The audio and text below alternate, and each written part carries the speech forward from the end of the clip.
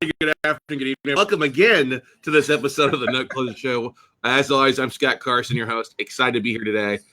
Just absolutely jacked up. We've got a really great friend of mine going to join us today. Got a chance to catch up with him a little bit in Dallas a few weeks ago at the Quest Expo, but I've known this guy, golly, going on, I think, almost 10 years now. And just this guy has a huge heart, really wants to see people succeed, and is doing an amazing job out there. And who am I talking about? I'm talking about the man, the myth, the note buying legend, Mr. Fuquan Bilal. Good morning, Fuquan, bringing it on here this morning here. All right. Appreciate it. I'm going to sing the happy birthday. Good morning song to you. Yeah. Good morning to you. Good morning to you. Good morning, good morning, good morning to you. How are you, sir? I'm doing great, man. This is a take two here because the internet had a glitch in it. Funny thing out there, people, I guess, could still see us or hear us both, but it was a glitch on something. But anyway, we adapt and overcome here. So, man, glad to have you here. You're joining. Where's home again for you, Fuquan? You're up in the New Jersey area, is that right? Yeah, we're in New Jersey, about 15, 20 minutes away from Newark, where my office is based. Nice. And for those that don't know who the man, the myth, the legend Fuquan is, why don't you take a few minutes to re-share your story again before we get cut off here, huh? Sure, the short version this time. So I started real estate in about 2000, doing some fix and flips all the way until the market tanked in about late 08. And I made the shift and, discovered the note business in about 2012. And that's where, NNG was birthed in late 2012, beginning of 2013 was around the time when I started my first note fund. After I used my own capital to kind of experiment in the space, build some processes and understand it. I started the business and, like yourself, started showing other people, how to make money in this space also. It's funny, as I was saying that, I'm a single parent, and at the time, and this is something I always share even when I speak, my mom moved in with me around 2012, and I went through a divorce in 2010. So when I first learned about notes, I had learned a partial strategy. And I was so excited. And I was like, oh, man, it was my new love. And I came home. My mom seen this glow on my face. And she was like, you found her. And I was like, yes, notes. But I was like possessed, like trying to learn everything I can, get my hands on. And my mentor in the space, give him a shout out, Dave Van Horn and the PPR family. I met Dave one day and, we spoke for 2 hours and went to lunch, and he shared a lot of strategies with me. And that definitely got me connected, with trying to learn and do everything I can to find out about the space. It's like a hidden jewel. A lot of real estate investors don't know the baking strategy. So, I took the opportunity to take full advantage of it. I remember, any podcast, and back then it wasn't that much information, but any podcast or any information, a back office, I should say, that they had set up, I would download it into my iPod and listen to it. I was at the gym, in the car. My kids was like, oh my God, they know no strategies. So it's how much stuff I listen to. And just morphed over time into that. We start off with the seconds. I felt more value play there because the business was new to me, and the diversification strategy to me was very important, especially, when I was putting my own money out. I wanted to make sure I was diversified and then build processes along the steps. For me, it was a great opportunity because I can get more for less and build case studies and really figure this business out. Since then, we've morphed into buying first also. Because the banks understand first more. So if you're trying to leverage stuff with investors, it's an easier process to raise capital for first. It's good for seconds also, but it becomes an educational process to explain and take out all the risk factors of being in second position before the capital start to pour in. And of course, like anything, once you go over the hill and get the arrows in your back first, you're able to show case studies like we were talking about earlier, and, some type of history and traction. The rest is easy. Yeah, definitely, man. That's a beautiful thing. I think everybody from 2008 to 2011 were pivoting, trying to figure out what was going on because the market was so crazy. God knows I did. In 2008, jumped in full, not dipping my toes. I dove head first in the notes just like you did, trying to get as much as I could. And it was a bit of a wild west back then. It's changed quite a bit the last couple of years, right? Absolutely. Changed it. You just have to, like anything. If there's rules, you adopt to the rules and you keep going, especially if you know that this is something that can build the freedom for you, right? I fell in love with the space because of laptop cell phone. You can do business. You can give homeowners a reprieve. You can help them out. I'm actually in my first book that I wrote, Turning Distress into Success. I talk about my entry into the space and how my 8-year-old son at the time gave me the idea of becoming a bank. He said, "Why don't you just become a bank?" And I was like, "That's impossible." He goes, "I thought you said we could do anything you want to do." And I was like, "Oh shit, I gotta figure this. I gotta figure this out now."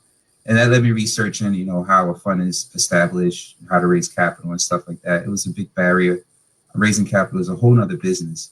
But it's something, if you want to be in a space, that you should learn how to master and different ways of doing it, because that's only going to allow you to, move on a lot of assets and get better pricing, with more capital. So it's 3 things you need in a business, whether you're in first or seconds, is the source where to buy from, of course, the capital to make the purchases, and then it's the scalability factor. One thing my mentor used to always say to me is, "Hey, if I give you 1,000 notes right now, can you handle it?" You want to make sure you can have processes and systems in place to be able to manage that. And then we started to process map, which is a very, or mind mapping, people call it, whatever. It's a very important part of the business because it helps with the, hit by the bus syndrome. You want to set your business up as a franchise so it can be sold and or the training is easier. Someone comes in, you have to train people to do stuff. You have a process. It takes down less questions. You refine that process over time, and that helps you take care of the scalability factor. We break a lot of trades we made. They were challenging because it was a lot of notes at one time and trying to get it to the custodian, trying to get it boarded with the servicer. And if you don't have those step 1, step 2, step 3, 5th grader processes in, it makes it more difficult. You want to make it as a 5th grader can do it. Amen. So they're just not giving you great marketing tips. They can actually follow the process, right? Steph, you got some love out there. There's more already from people out there. Laura Blunt giving us applause. Awesome. Hey, Laura. Steph says, "Love seeing Fuquan," and then she had to follow this up as well. Out of the mouth, truth and purpose. For sure. So let's talk about a little bit before we dive into some of the new things you're working on. Where do you see the second space right now? Because I literally got off a phone call with an investor out of Colorado this morning. It's like, "Hey, I'm looking at getting some seconds and stuff like that." And I'm like, "Well, you need to call Fuquan. First off, he'll shoot you straight in where the market's at and go from there." But where, obviously we've seen a pricing increase on the first side. And I'm willing to bet you've seen that in the second side as well, correct? Oh, absolutely. The market shift basically changed to, because I feel like from what I'm seeing, more people are playing in the space now.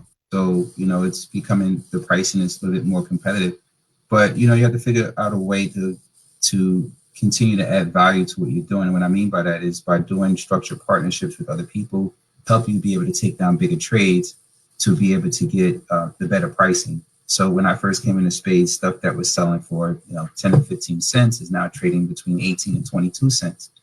And there's a lot of people who's sitting on the sidelines waiting for that day to come back instead of trying to figure out, how to play in that space. The yields are, insane. I always make the joke, you can get drunk off yields. So those people that were making 26%, from taking a non-performer, reperformer, and the annual yield was 26%, they're not playing the space now because that goes down to 18%, which is, to me, like, still amazing, right? So they sit on the sideline complaining, "There's no product, I can't find stuff." A lot of that has to do also with the amount of capital that they're spending.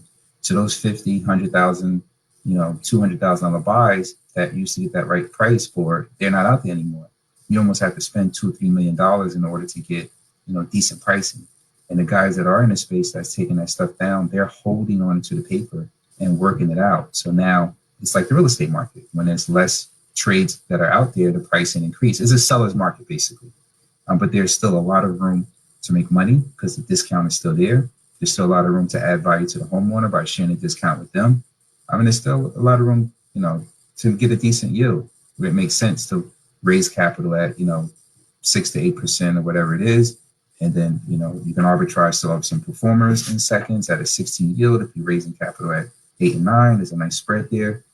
So there's a lot of different ways that you still can make money. A lot of people also, I feel, and this is my opinion, but I actually see it too, are sitting on the sideline because they're not willing to understand the different levels of assets. For example, I'm speaking second, stuff that's unknown in the first, stuff that's delinquent, stuff that's bankruptcy. they're not willing to take the challenge to buy those assets because they're thinking risk, risk, risk, but there's a price for every note. There's no bad notes. It's just about pricing. And there's value in pretty much everything. And that's one of the reasons we started doing those mastermind sessions, like, you know, sort of like you do, and educating people on how to work those different asset classes within, you know, the space to really, you know, get the value out of it. But there's plenty of paper out there, man. There's trades. It's a lot of paper out there. It's a lot of paper out there. Well, yeah, just because the market's changed doesn't mean there's not new paper being originated. You know, people getting refinanced out of stuff, getting new loans, people getting laid off, you know, people moving, you know, having health issues. There's still non-performing paper out there. You just got to know where to look, you know, and that's, I couldn't agree with you more on that. There's a lot of people that got drunk on returns. I love that quote. We got to do a hashtag out there for people. Drunkoffyields, yeah. Get drunk. Drunkoffyields. We'll do that. That's shorter for everybody to see out there. The thing is that some people they talk about the one day and then you see I talk to people every day. Well, I want to get this. I'm like, well, that was then. This is now. You know what I mean? You got to focus on where the market's at. And yes, there's a lot of money out there in the market that makes money kind of the cheaper aspect of things, where money used to be a little bit more expensive. There's so much in capital out there in retirement accounts. People got money sitting on the sidelines, not making zero. You know, money's pretty cheap. So yeah, you're maybe not getting your yields may have gone down from the high 20s to the high teens, but if you can get money at 4 to 6 or 8%, that's still cheap money, man. You know what I mean? Absolutely. You know, I guess you know, people are, you know, you can mitigate those risks by joining forces with other people, so it's just not all your capital in there. And even, you know, buying different types of first as well, you know, in that space. What we see, the reason we stayed away from first in the beginning was because of the added expense that comes with it. And it's, you know, from my experience, I'm not sure what your portfolio looked like. We were seeing more REOs than workouts. So we kind of, you know, in the second space, we see that if the bar is paying the first, there's some type of emotional equity there, especially if they've been in the house since 2005. And there's more probability to working it out, especially if we look at the trade lines and see everything else is current, and we look at the market rent and we subtract the first mortgage payment from that. Most of the time is in line with what we're trying to capture from the borrower, and that's a great indication that they're not going to go anywhere. So for us, it was, you know, a better play as far as expense. First is expense driven, still a great investment strategy. As a matter of fact, I have a tape out now to first for sale, and I'll be sending some stuff out. I put a couple of them out. We don't really sell first. We kind of work them because they're so expensive. And by the time we pay for it, get on board with the service or start legal process, you know, for what we want to sell them for, you know, people, you know, still only want to pay 2 cents more than what you paid for it. So, so we just hold on to them and work them and try to, you know, get wood out or a rock. Yeah, well, and that's the thing. I mean, I don't like vacant properties. You still end up with some anyway, no matter what's first or second space. But we always try to target owner-occupied assets. You know, somebody that's living in the house, somebody's making, you know, paying taxes or paying the utilities. Utilities are still on, and going that route. I don't want to. I agree they are expense-driven if you end up taking stuff back, and that's one of the mistakes I made early on in the note space, was buying everything to take the property back versus trying to modify and cash flow it. You know, and that's the thing. We still end up foreclosing probably 45-50% of the time. Depends on the portfolio, depends on the asset, but the cash flow is nice, definitely. And I think that's what we're ultimately all after, you know, cash flow, right? Absolutely. That's definitely, you know, the main part, you know, about this business, which is very special, you know, and what you can do with that cash flow. I'll be in Austin next month, October 9th, at the $1 Trillion Mixer at Quest $1 Trillion Mixer. And one of the things I'm going to be speaking about is hypothecation of notes, you know, how to hypothecate it, how to expand on that performing asset. And that's a tool that I don't see a lot of people using in this space. People are hip to the partial, but the collateral assignment is definitely a tool that you can use to hypothecate that cash flow stream and also keep ownership of the note. Whereas the partial, you're selling off months, and if it gets fuzzy and the bar stop making payment, then the person who bought the partial had the right to kind of remedy it. You know, the collateral assignment instrument is, you know, to me, a better strategy, because if this is an asset that I'm borrowing against, and whether the bar pay or not, I'm using this as collateral. I'm responsible for the payment, and I can shift it to something else performing if something else goes wrong, and I can take care of it internally. It's not based on what the bar is doing. I'm saying me, Fuquan, wants to borrow 20,000, and I'm going to use this asset, the 50% LTV of whatever it's worth, whatever type of calculation we use, and we'll hypothecate that asset and do the same thing over and over again. Buy something else and go from there. So that's a great strategy to use, whether you have first or seconds. No, I love that strategy, man. I think it's a great strategy, and you're right. Not too many people understand. They understand the individual, the joint venture deal for the most part, but a lot of times you've got some great deals there that you want to raise some bigger capital. And it's like our buddy Jack Thomas says this morning, hypothecation is the key. Yes, exactly. It's a great, great strategy out there. I love what Justin Bogart said, yield goggles. Good stuff out there. But let's talk about it, because as the market changed, you've kind of pivoted a little bit. You're still training people in the second space. Is that correct?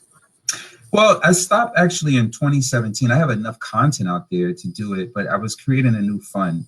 I went to an IMN event. For those of you who don't know, IMN is a event where they host different note or real estate related high level institutional stuff.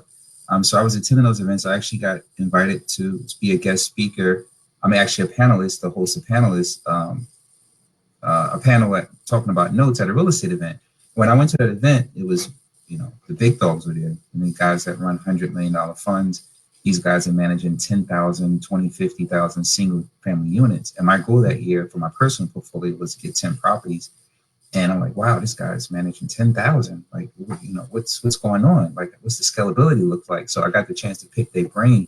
I came back pumped, and I was actually doing, a couple of deals a year for my own personal portfolio, and I was leveraging IRA money and doing joint ventures and stuff like that. But I was like, wow, imagine if I can create a vehicle to raise capital for real estate and notes. What does that look like? So I reached out to the accountants to see what the taxes look, the tax strategies I can, use there. I can use depreciation from the rentals to offset the ordinary income from the notes. It's just a lot of different things that, I was like, wow, if I have all this in one vehicle, it's very beneficial. So we created, the new fund, which is a hybrid model, and actually trademarked diversified hybrid real estate investing, which means that, once I raise that capital, I can go out and buy fix and flips. I can buy fix and flips that yield a target of 30% in 5 counties that I've been invested in for the last 18 years. And these are luxury flips. Somewhere will sell from, 400 to 750 in that range. And we're actually scaling down to a lower market because we see in days on the market is a little higher for a higher end product.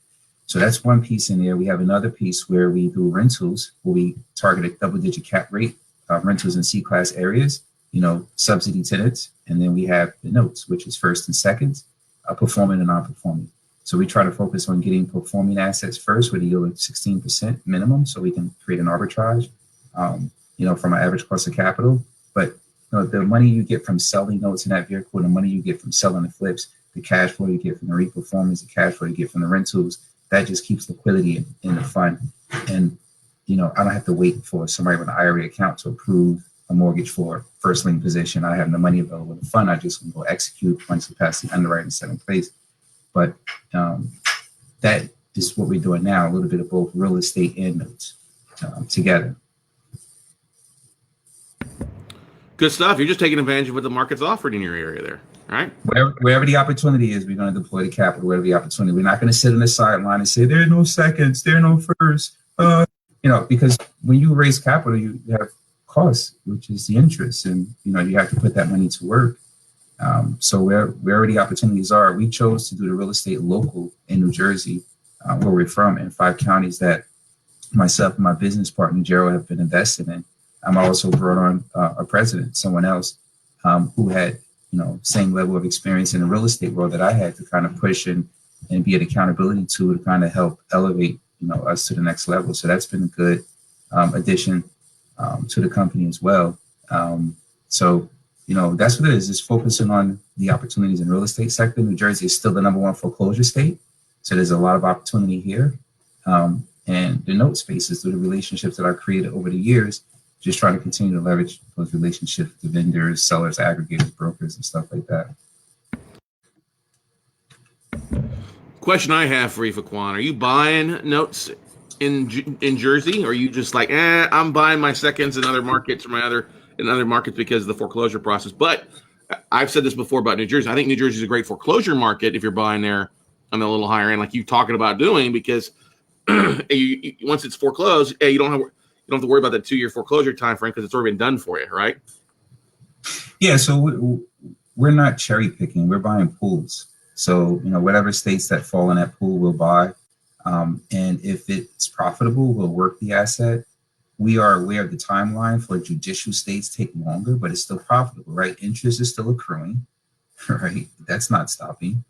And basically, the foreclosure is increasing, interest is increasing, so we're able to mitigate that cost by arrears down payment to kind of offset the foreclosure costs and the timeline. Right, this is a long-term business. People want to get in this business, and I just want judicial state so I can get my money back in 2 months, right? In Texas, they foreclose by lethal injection, right? So people do everything fast here.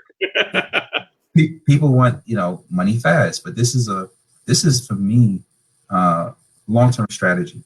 So if I have New York assets, New Jersey assets, or judicial assets that's going to take 2 years, there's still going to be a profit at the end of those 2 years, right? I still get the opportunity within that 2 years to help a homeowner stay in the house, to build cash flow, for the portfolio. It's going to take longer. We know those certain exits those certain assets have different exit strategies and a different timeline. So when you build out your process, you put timelines on them. Like on our sheets, we bring in data from how long does it take to go in this state to foreclose. That's when we can expect to work it out. That's when we can expect to get payment. And if we don't meet that timeline, we'll sell off the asset in some pools or whatever. One other thing I want to mention, when note sellers sell assets, people think that they're like putting out the trash or getting rid of stuff that they don't want. Certain people have different timelines set up in their portfolio. If you have a 3-year term, you have to pay investors and you have to liquidate those assets no matter where they are in the pipeline of being worked out. So there are a lot of value I find when I buy from other funds that's been in the space that work those assets. Maybe at the time the borrower wasn't ready to modify or ready, then I may take over the asset and get it to perform.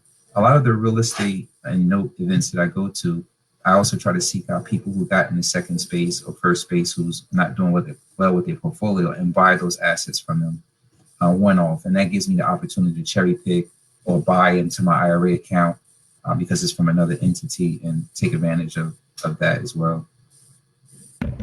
Now that's good tips. They're definitely talking about knowing what's going on and things like that. And I think buyers and sellers or true note investors are always constantly buying. We're also selling too.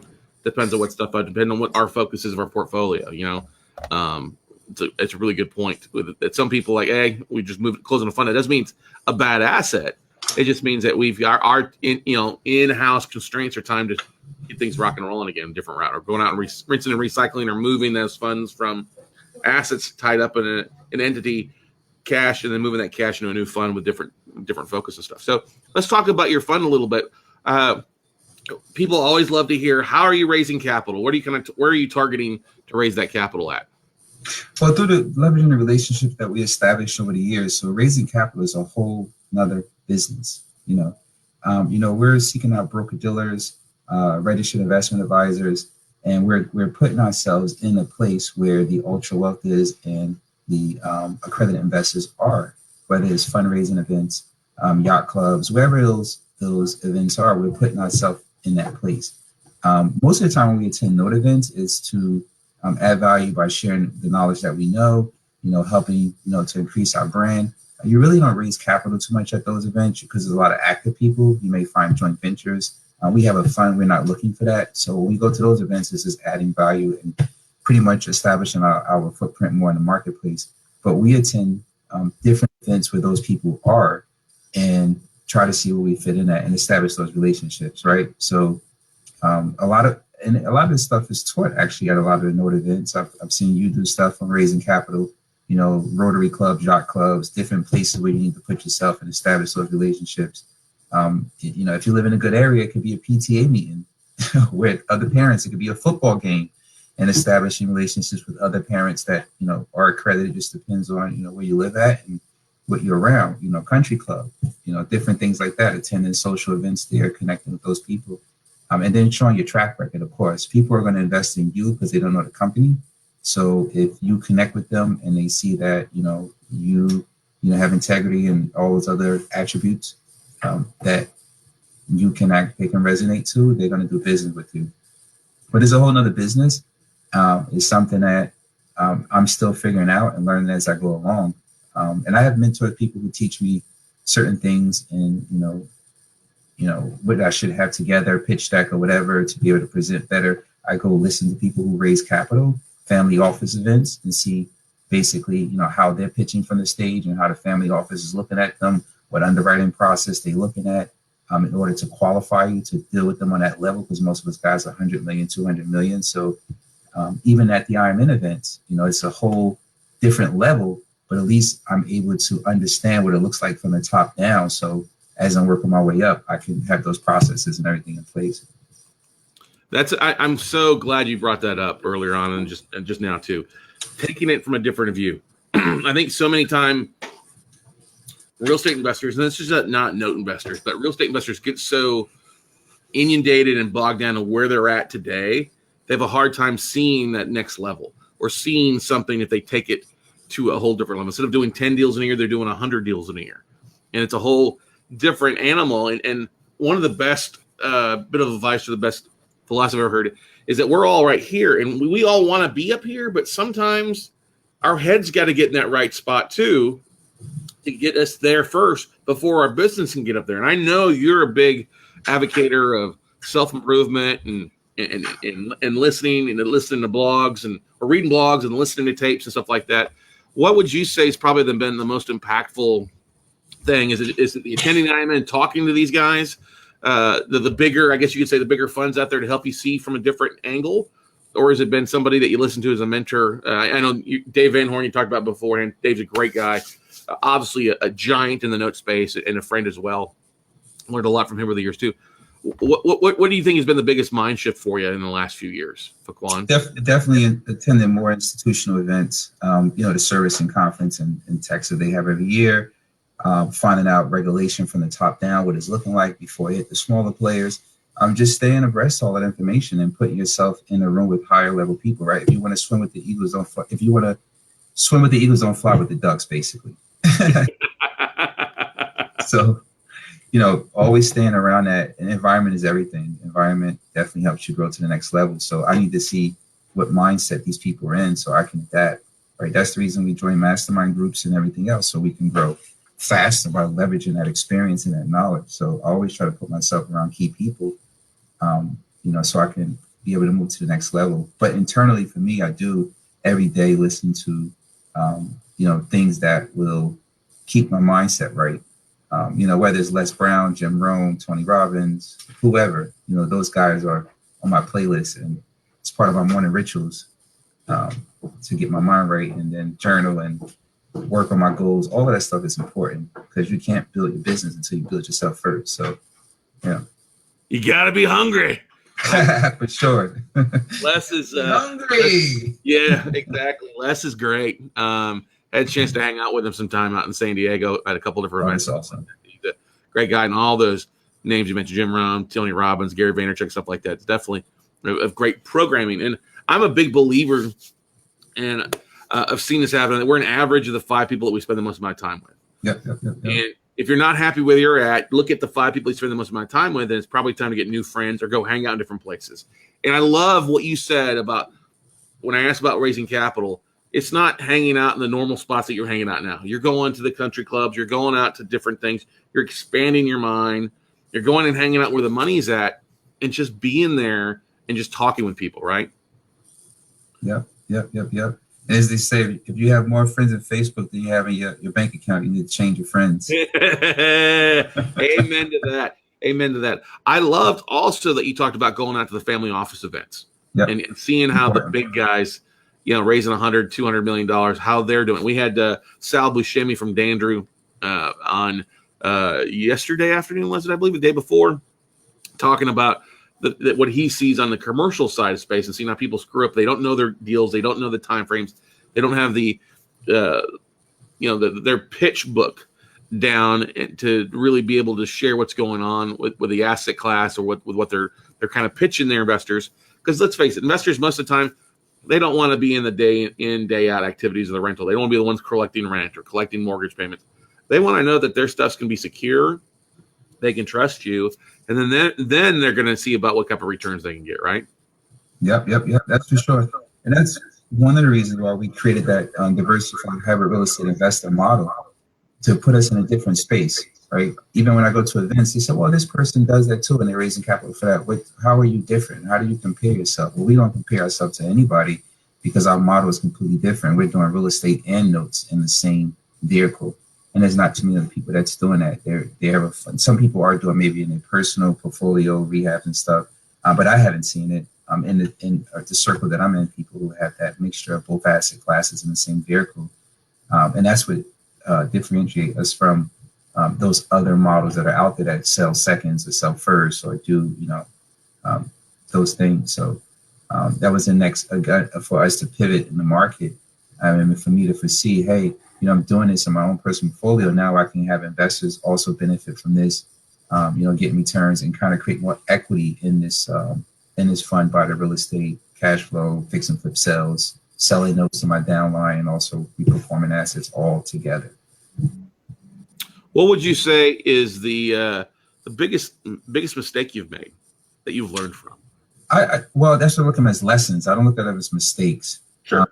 For me, early on, it was due diligence on assets. Getting comfortable with the seller, and pretty much, because when you start buying bigger pools, your due diligence change, right? It's not loan level due diligence; it's the weighted average, it's the health of the percentage that's current. When you're talking about seconds, with bankruptcy looking like, it's just a total different due diligence. Not process mapping in the beginning was a big lesson. Because training was consistent, and that was the scalability factor that we had challenges with. We took down a trade one time. It was 1,005 notes. It was a Banco Popular trade in 2015, and it was a bunch of stuff in there. It was auto loans. It was credit cards. It was checking accounts that went delinquent. But it was a mixture of a whole bunch of stuff in there, which gave us the opportunity to experiment on unsecured stuff anyway. But not to get off track.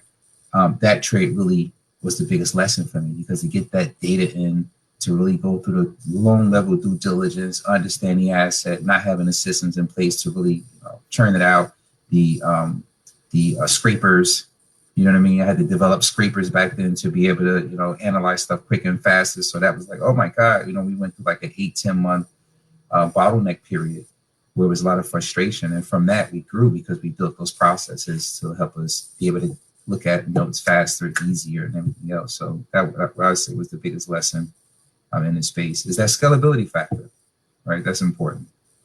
That's a big thing, being scalable. And I talk to a lot of people on almost definitely a weekly basis, but people want to take their business to the next level. And I'm like, well, you got to make sure what you're doing with 20 notes is different when you get to 100 notes. It's definitely different when you get to 1,000 notes. And I remember that Banco Popular trade as well. When they were going out, we bought a lot of stuff from Banco Popular from 2008 through 2013, 14. But that's the thing, is take the time now, outline your systems, outline what you're doing on a asset by asset due diligence basic level.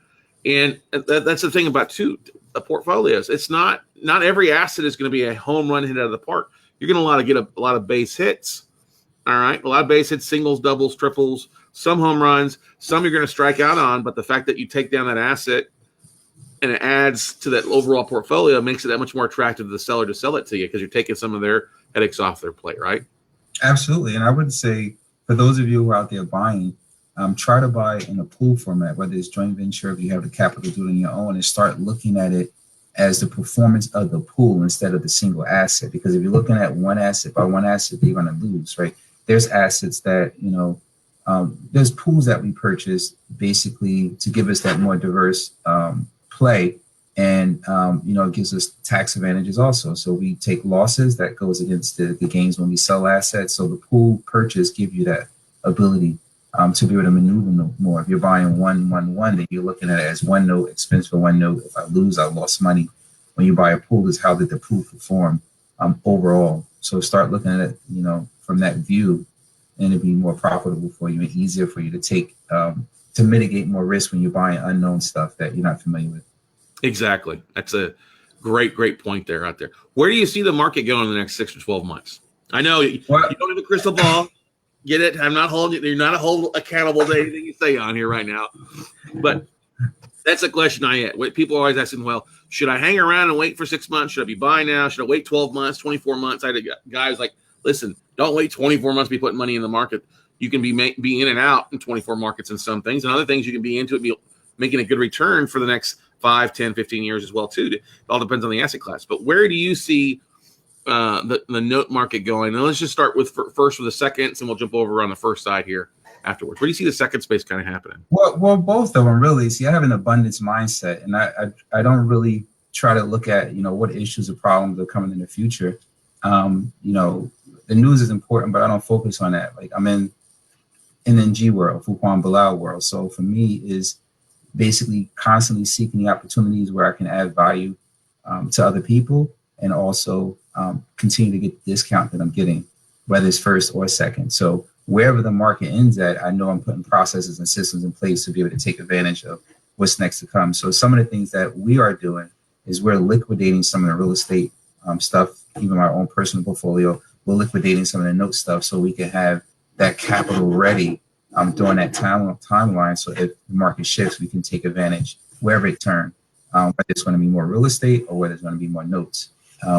So that's, the system that we have in place to kind of, build a hedge or a buffer against what's to come.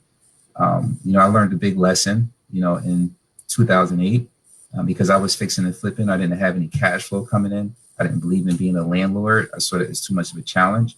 But I knew that once that whole thing transpired, that was very important, because how I survived was the other businesses that I set up until I was able to get back, and play again in the real estate business. I had a 2-year break where I was trying to figure things out and where it was going. And, at that time I learned the note space, and I used to run around, no tenants, tallest trash, termites, get away from properties, until I really understood, doing both. And as long as you have systems in place to manage it, it's good. So, where the market went in, I don't know. I know we're keeping abreast to what's happening in the market and how it's shifting and how it affects what we're doing, and just trying to build those processes as we go along to mitigate whatever risk is to come. Good stuff. I love it. Love it. That's a great way to look at it. There's always abundance in the market, and in a bull market or bear market, there's opportunities no matter what. Laura Blanc here says, each asset is a step forward. When I start shooting on myself, I like that. I have to step back and look at the big picture of how far we come. Shooting on myself. That should be a thing there. Steph shows up. I had a comment a couple minutes ago, but I forgot to get out to it. Les Brown, I love when he talks about burning the ships in the harbor and leaving it all behind when you set out to do something powerful and new, no matter how frightened or earth-moving it is for you. Powerful stuff and resonated with me years ago. He's brilliant. I love that man. Yes. Yep. He said you got to jump out the window and grow wings flying down, right? Exactly. And that's what we do as entrepreneurs a lot of times. Jump out of the window and build our glider, build our parachute on the way down for stuff there for you.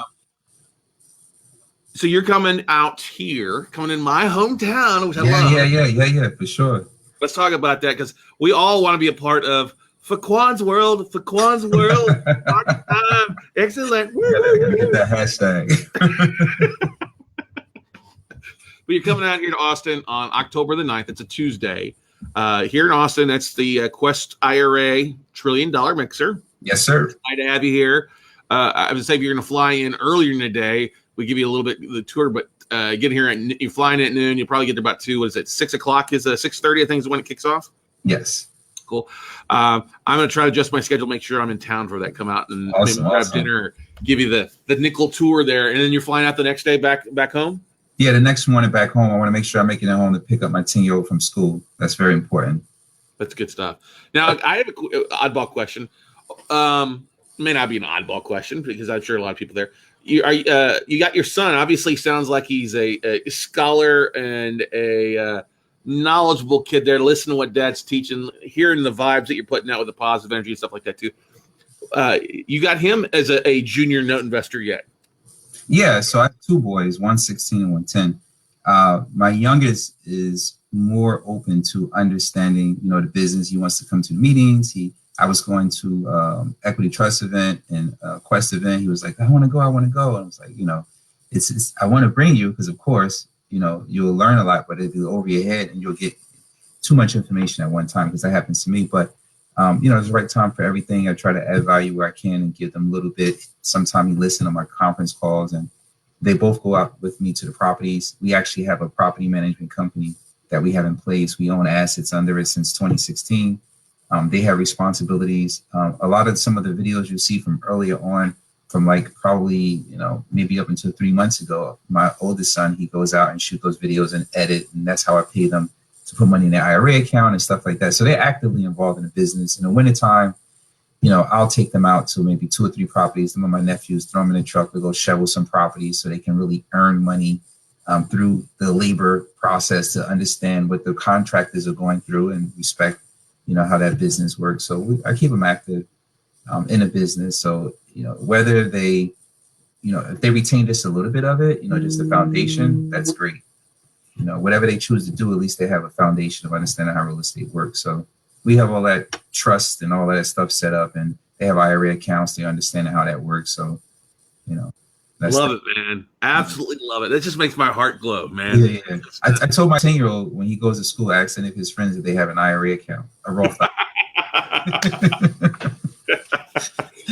I was thinking, Steph's been on me to do this. You and I should get together and figure some sort of note training for kids out there for it. Anybody kind of a fun, fun like that. I'm actually, I speak on financial literacy once a year at Essex County College. It's a college in my hometown where I'm from, Newark. And these are young kids who don't understand how credit work and, banking systems and everything else. So I go and try to educate them on that. And a professor just hit me and say, hey, we should do a summer program, financial literacy. And you're started off invest into it. And, I'll get some funding from the city. So I was thinking, how would we make a note board game like cash flow or something? I was thinking that. So it's funny you say we that. Call it the note flow. The note what? Note flow. Or somebody already using that. Flow. I don't know. Yeah. That's awesome. Cool, man. What's the best way? We got Rudy Willis here from California saying, putting the kids to work in real estate business. Love it. Of course. Got to, definitely. What's the best way for your people to get a hold of you, Fuquan? Reach out for well, they could hit me on Instagram at Fuquan Bilal, Facebook at Fuquan Bilal. They can get me at my site, nngcapitalfund.com. If you want to see some of the rehabs and stuff I'm doing, from luxury stuff to C-class area stuff, you can go to YouTube, put my name in, Fuquan Bilal, Fuquan Bilal, and basically you'll see, what I'm doing out here. Just Google me, basically. That's right, because he's famous, man, and you're all one of them. Gotta get you a hat, man. We were watching Wayne's World the other night.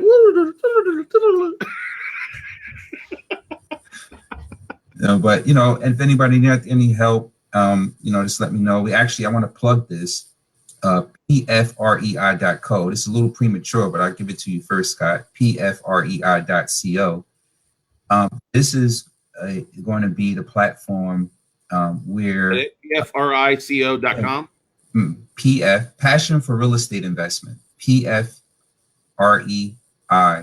PFREI. .co. My bad. Yeah, it's okay. It's all good. Passion for Real Estate Investment. There we go. This is the site. It's still embryonic. I'm going to launch in about 2 weeks, but we used to have Energy Note Academy. That's forward into here now, and that was where we stored all of the conference calls, all of the documents. Everything was for free there. You registered, you got access to that. People, come up to me at events and like, wow, I built my whole business just by watching the videos. Sort of like you, Scott. When I first met you, I was like, wow, you got so many videos, so much information out there, and that was an inspiration for me because I was like, I gotta, put that out there also and share with the information, learn with the people. So that site will allow people to get information on notes, fix and flips, buy and holds. And like you will be bringing people in and interviewing and just add more value like you do to the downline and people who want to learn about the space. So want to plug that. It's a little premature. That's going to launch in a couple of weeks. The site is up. There's some podcasts there for notes. Just got to register, get access to that. We got the Instagram, all that stuff ready to launch, but they can read it also. So for those that are listening on iTunes or Stitcher here, it is pfrei.co. Passion for real estate investing.co. the initials of that there for you, for those listening that can't see it on the video here. As always, we've got listeners across the board, whether those that are watching us live, watching the replays, or listening on iTunes and Stitcher out there. And as always, Fuquan Bilal, just absolutely great to have you, buddy. Thanks for having me. I appreciate it. Hey, no problem, man. We adapt and overcome. We got people coming on here saying, Stephanie Goodman says, I've been saying that for a long time. It's something I feel strong about with all the young people coming up in our Note family, hashtag Note family. Gail Villanueva out of Cape Canaveral says, yeah, our little one is already part of our Note family, which is great. Awesome. She asks a lot about a lot of the members of the WC crew all the time. That's right.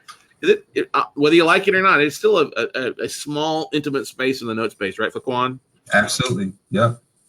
And those are. Sorry, go ahead. I said news travel like wildfire. You want to make sure, and that's what I like about it. Also, you really can vet people. You can find more information about people, about vendors, the experience, because it's such a tight knit small group. Yeah, exactly. I agree with it. Well, hey man, we're glad to have you as part of the Note family. Anytime we can hang out, it's always a good thing. I'm looking forward to here in a couple of weeks having you at my hometown there. Definitely. Awesome. I'm going to try to find something out here. I'm going to shoot you an email and we'll get you all decked out in Longhorn orange or keep it awesome here. For sure. I'm going to do it. There you go. Good stuff. Well, hey man, thanks again for coming on the show here today. Go out. I know you're busy, man, and thanks for sharing some great nuggets with our extended Note family out there and Note Nation of the listeners out here for the podcast. All right. No problem. Thanks a lot, Scott. Enjoy your day, bro. Hey, you too, bud. Take care. Have a great day. Have a great day. All right, everybody. That's going to wrap it up for this episode of the Note Closer Show podcast. As always, excited to be here. Check out Fuquan's website there, pfrei.co, and he's got some great information there. Second space, real estate investing. Just Fuquan's got a big heart, and I think it's pretty easy to tell that from listening to him on this episode of the Note Closer. The biggest thing I could tell you, like Fuquan says, go out, do something, take action. Don't just sit on the sidelines. Get in the game. Start doing something, because that's the only way you're going to have any type of success. I mean, the only thing you guarantee by not trying is failure. That's the only thing that you guarantee by not trying something. I know that you all want to get in, make changes to your life, make changes to your family, and get your way to the top. And like I said before, thanks for listening. Thanks for sharing. And we do look forward to seeing you all at the top. Have a great day, everybody. Bye.